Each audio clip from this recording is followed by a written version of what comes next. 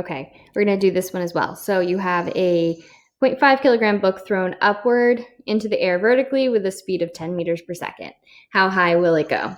So for following the 5 steps on slide 76, you want to draw the picture first.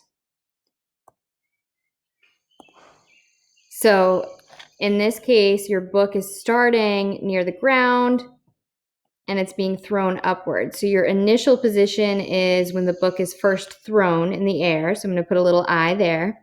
And then its final position is when it's at its highest height up here. So that's step 1, draw the picture, decide on initial and final positions. Step 2 is figure out what type of energy it has at those 2 locations. So down here, when it's first thrown into the air, it has a velocity. So it has all kinetic energy at the beginning.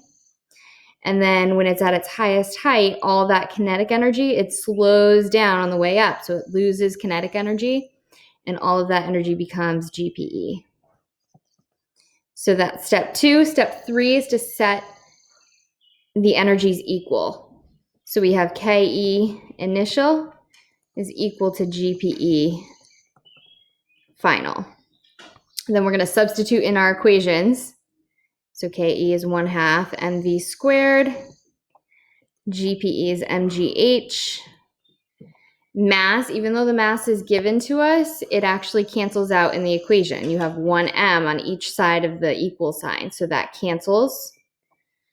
And then we plug in our values and we solve for the unknown. So we have 1/2.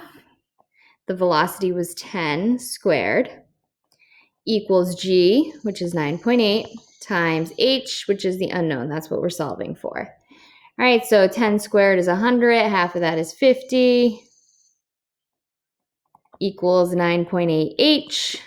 You're going to divide out 9.8. So if you divide 50 divided by about 10, you're going to get about 5. I'm just going to round here. So you have 5 meters as your answer.